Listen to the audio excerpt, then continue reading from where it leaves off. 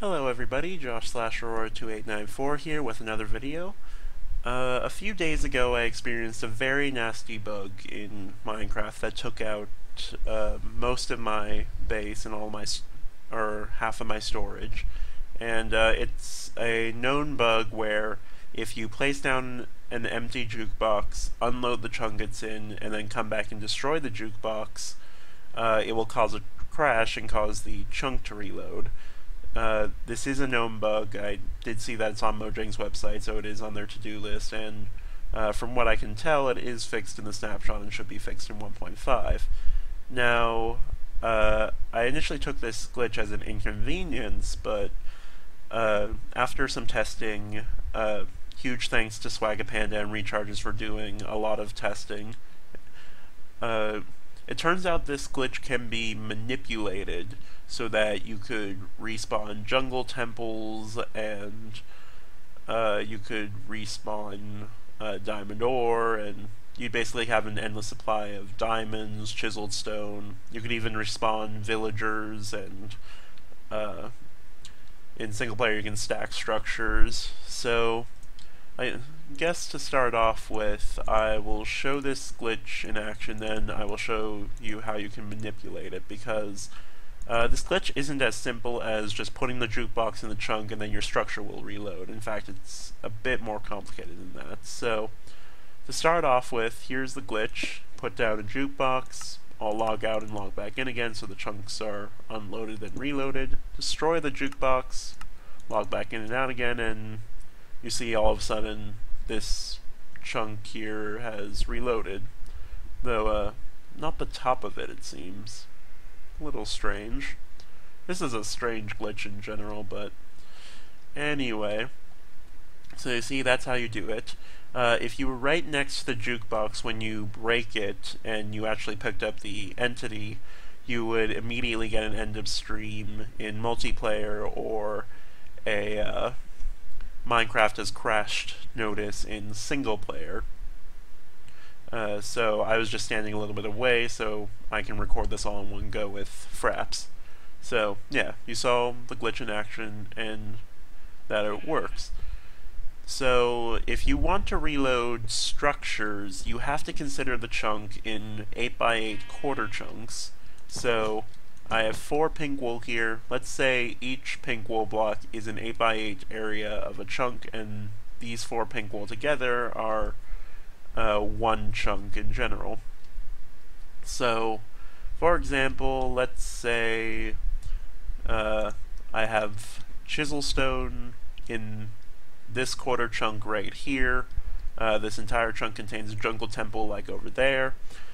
If I want this chisel stone to respawn, I actually have to put my jukebox in the quarter chunk that is northwest of it. So again, if I want this to respawn, I have to place my jukebox there.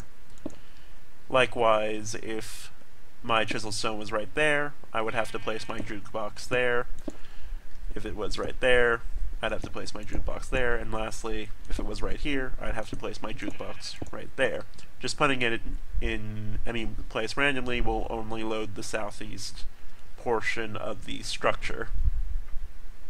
So with that said, let's just say, for example, that I was in this world on survival mode. I came across this temple, raided it for everything it's got. Got all of its mossy cobblestone, got all of its chiseled stone, got everything in its chest, and I'm just going to simulate that by exploding some TNT, because who doesn't like TNT? So you can see, it's properly destroyed. Now, I come back later knowing this glitch, and as we can see, the chiseled stone is right here, and as well as the chest. So, open the F3 menu. You will see that facing this direction is south, facing this direction is north, and that's west, and that is east.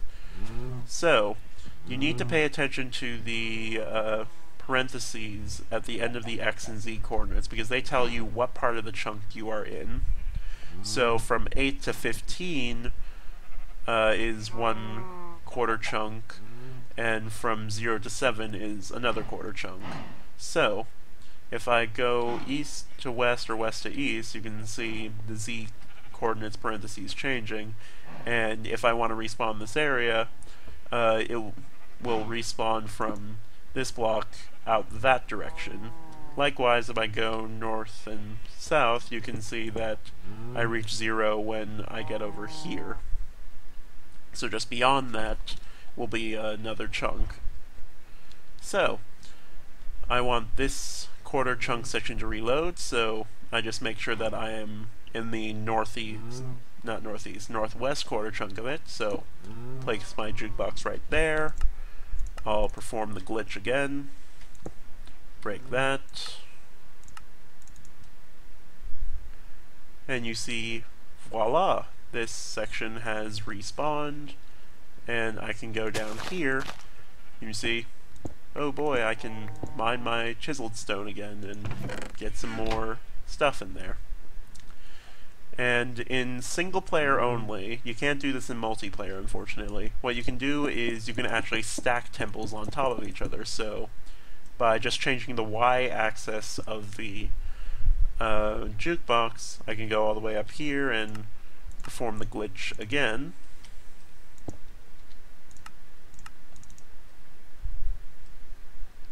And you can see now we have this 1/4 section stacked on top of each other, or 3 sections stacked on top of each other now. There was a section underneath when I did it the first time, but anyway. And I can just grab my chiseled stone again. Now, there are a few differences between single player and multiplayer that I need to address with this glitch. The first and most important one to take note of if you do take advantage of this is that chests are very, very inconsistent in multiplayer.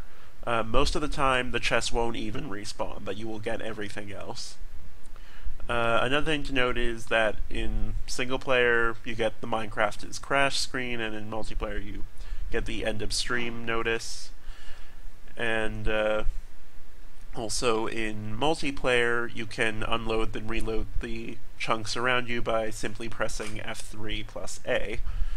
This was confirmed by Swagapanda. I haven't been able to do it myself. So, just to prove that this still works and it's not just this section that's loading, now I'm going to try and load this section of the jungle temple right here. So open F3 menu again, and I should be able to put the jukebox there and it will reload. So, perform the glitch again.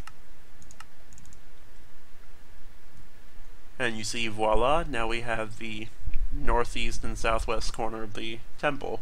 You could rebuild an entire temple just using this glitch. So, again, as mentioned, this glitch only works in 1.4.7, or it might work in previous 1.4 versions, but we haven't tested those. It is confirmed fixed in the snapshot, so if you do plan on taking advantage of this, get cracking because you have like a week. And lastly, if anybody knows JavaScript and can read the game code, I would love some more detailed information on how and why this works. So, with that said, hope you guys enjoyed this video, and I will see you all next time.